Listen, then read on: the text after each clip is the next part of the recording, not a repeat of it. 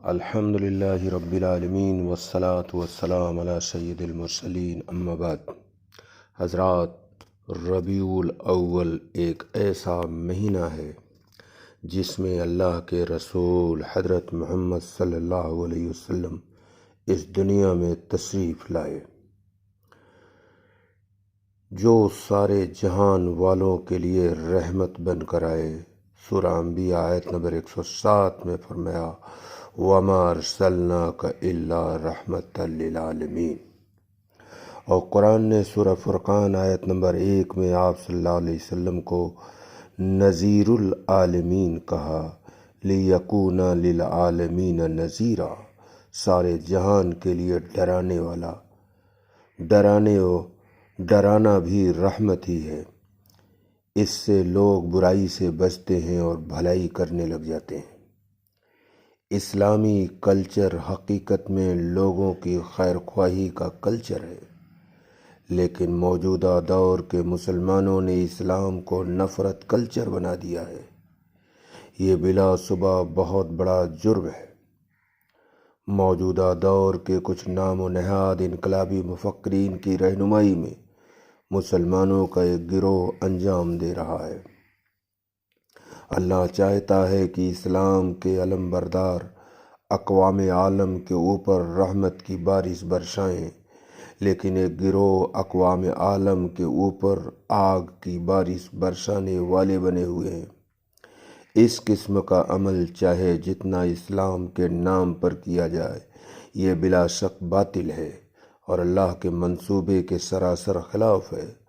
سورہ ابراہیم آیت نمبر 1 میں فرمایا اللہ کے پیغمبر اس لیے بھیجے گئے تاکہ وہ لوگوں کو اندھیرے سے نکال کر اجالے کی طرف لائیں، یعنی جنت میں لے جانے والا راستہ۔ یہ دنیا کیا ہے؟ جنتی انسانوں کا سلیکشن گراؤنڈ ہے۔ قیامت سے پہلے مرحلے میں جنتی انسانوں کا سلیکشن کیا جا رہا ہے۔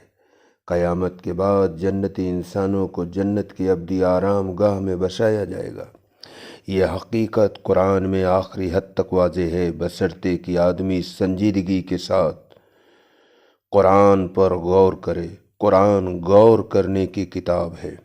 اللہ کے رسول صلی اللہ علیہ وسلم جو دین لے کر آئے، اس دین اسلام کے مطابق زمین پر بسنے والے سارے انسان اللہ کا ایک کنبہ ہے۔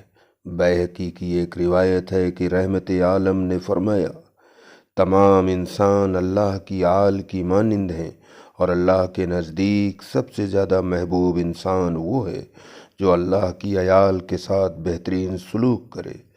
سنن نسائی میں زید بن ارقم سے روایت ہے کہ رحمت عالم صلی اللہ علیہ وسلم جب رات کے آخری پہر میں اٹھتے تو تہجد کی نماز سے فارغ ہو کر دعا میں مشغول ہو جاتے۔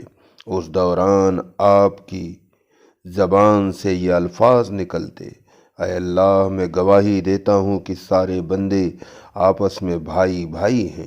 قابل غور ہے تہجد کی نماز کا حکم مکہ میں اترا تھا، جیسا کہ معلوم ہے مکہ کے مشرکین اس دور میں آپ کو اور آپ کے ساتھیوں کو سخت تکلیفیں پہنچا رہے تھے۔ اس کے باوجود رات کی تنہائیوں میں رحمت عالم ان تکلیف دینے والوں کو بھائی ہونے کے احساس کے ساتھ یاد فرماتے تھے۔ اس سے معلوم ہوا کہ رحمت عالم جو معیاری انسان دیکھنا چاہتے تھے، یہ وہ انسان ہے جن کا حال یہ ہو کہ لوگ اگر دشمن بن جائیں، یہاں تک کہ وہ مٹانے کے در پہ ہو جائیں، تب بھی نیک لوگوں کے دل میں لوگوں کے لیے برادرانہ احساس ہی امڑ رہے ہوں، یہاں تک کہ تنہائیوں میں اللہ کو گواہ بنا کر اس کا اعلان کر رہے ہوں۔ رحمت عالم صلی اللہ علیہ وسلم کا لایا ہوا دین لوگوں کے اندر محبت کا جذبہ ابھارتا ہے۔ جو آدمی حقیقی اسلام کو اپناتا ہے تو وہ سارے انسانوں سے محبت کرتا ہے، بلکہ ساری مخلوق سے۔ قرآن نے کئی جگہ غیر مسلموں کو مسلمانوں کا بھائی کہا ہے۔ ایک آیت پڑھ دوں، اختصار کی وجہ سے اور آیتیں نہیں لاؤں گا۔ اِذْ قَالَ لَهُمْ أَخُوهُمْ نُوحٌ أَلَا تَتَّقُونَ، جب ان کے بھائی نوح نے کہا کیا تم اللہ سے ڈرتے نہیں؟ اس طرح کی بہت سی آیات ہیں جس میں غیر مسلموں کو مسلمانوں کا بھائی کہا گیا ہے۔ اللہ کے رسول صلی اللہ علیہ وسلم کا اس پر مکمل عمل تھا۔ ایک جنازہ جا رہا تھا، اسے دیکھ کر آپ صلی اللہ علیہ وسلم کھڑے ہو گئے۔ کسی نے کہا یہ تو یہودی کا جنازہ ہے۔ رحمت عالم نے جواب دیا کیا وہ انسان نہیں ہے؟ رحمت عالم نے فرمایا تم ہرگز مومن نہیں ہو سکتے جب تک تم رحم نہ کرو۔ لوگوں نے کہا اے اللہ کے رسول ہم میں ہر شخص رحم کرنے والا ہے۔ تو آپ صلی اللہ علیہ وسلم نے فرمایا اس کا مطلب یہ نہیں ہے کہ تم اپنے ساتھی پر مہربانی کرو، بلکہ اس سے مراد تمام انسانوں کے ساتھ مہربانی کرنا ہے۔ قرآن و حدیث میں کثرت سے ایسے احکام ہیں جن میں کہا گیا ہے جو آدمی اللہ کے دین پر ایمان لائے اس پر لازم ہے کہ وہ اللہ کے بندوں کا احترام کرے۔ اس کی وجہ یہ ہے کہ کسی آدمی کی خدا پرستی کا امتحان جہاں لیا جا رہا ہے وہ یہی لوگ ہیں۔ اللہ سے تعلق کا اظہار اس دنیا میں دوسرے انسانوں سے تعلق کی شکل میں ہوتا ہے۔ اللہ سے محبت کرنے والا لازمی طور پر اللہ کے بندوں سے محبت کرتا ہے۔ انسان کا انسانیت کا احترام کرنا اسلام کی بنیادی تعلیم ہے۔ کوئی آدمی اپنے دین کا ہو یا دوسرے دین کا، اپنی قوم سے تعلق رکھتا ہو یا دوسری قوم سے، ایک ملک کا آدمی ہو یا کسی اور ملک کا رہنے والا ہو، یہاں تک کہ وہ دوست ہو یا دشمن، ہر حال میں وہ قابل احترام ہے۔ اسلام کی تعلیم یہ ہے کہ اختلاف کے باوجود انسان کا احترام کیا جائے۔ کسی کا رویہ اگر مخالفانہ ہے پھر بھی اس کا احترام کیا جائے۔ اسلام کی نظر میں ہر انسان انسان ہے، ہر انسان اس قابل ہے کہ اس کا احترام کیا جائے۔ اب میں اصل بات کرنا چاہتا ہوں، یہ دین رحمت جو ساری دنیا کے لیے رحمت ہے، ہم ذرا اپنا محاسبہ کریں، کیا ہم سے لوگوں کو نفع پہنچ رہا ہے؟ جب ہم نفع پہنچا رہے تھے تو اللہ نے ہمیں 1000 سال تک سپر پاور بنا کر رکھا۔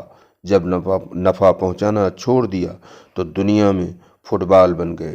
سورہ نساء آیت نمبر 141 میں اللہ نے فرمایا اور اللہ انکار کرنے والوں کو ہرگز مومنوں پر قابو نہ پانے دے گا۔ اس آیت کی روشنی میں اپنا محاسبہ کریں۔ رحمت عالم صلی اللہ علیہ وسلم کا حال یہ ہے کہ غیر مسلم بھائیوں سے اتنی محبت کرتے تھے کہ ان کی محبت میں رویا کرتے تھے، اور دوسروں کے لیے اتنا روئے کہ قرآن نے 2 مقام پر کہا کیا ان کے غم میں روتے روتے جان دے دو گے؟ سورہ کہف آیت نمبر 6 میں فرمایا فَلَعَلَّكَ بَاخِعٌ نَفْسَكَ عَلَىٰ آثَارِهِمْ إِن لَّمْ يُؤْمِنُوا بِهَٰذَا الْحَدِيثِ أَسَفًا، شاید آپ ان کے پیچھے اگر وہ ایمان نہ لائیں تو افسوس کے مارے اپنی جان دے دیں گے۔ اور سورہ 26 آیت نمبر 3 میں فرمایا لَعَلَّكَ بَاخِعٌ نَفْسَكَ أَلَّا يَكُونُوا مُؤْمِنِينَ، شاید آپ اپنے آپ کو ہلاک کر دیں گے اس پر کہ یہ لوگ ایمان نہیں لاتے۔ ہمارا نبی جس کا لقب رحمت للعالمین ہے، ان کو غیر مسلموں سے اتنی محبت تھی، ان کی بھلائی اور خیر خواہی کے لیے وہ راتوں کو رویا کرتے تھے، اور اتنا روئے کہ اللہ نے قرآن مقدس میں 2 مقام پر فرمایا کیا روتے روتے جان دے دو گے؟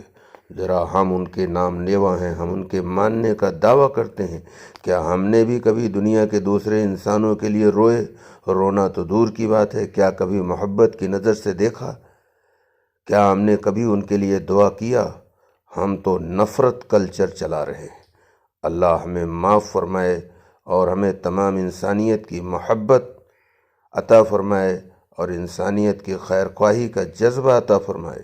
آج ہمارے بہت سارے لوگ اس رحمت کلچر سے ہٹ کر نفرت کلچر کی باتیں کرتے ہیں اور اس پر فخر محسوس کرتے ہیں۔ اگر موت سے پہلے اس سے توبہ نہیں کیا تو خطرہ ہے کہ آخرت ان کی گزر جائے گی۔ اللہ ہم سب کو سمجھ عطا فرمائے اور ہمیں اس زمین پر رحمت کلچر کو پھیلانے کی توفیق عطا فرمائے۔ وما علینا الا البلاغ۔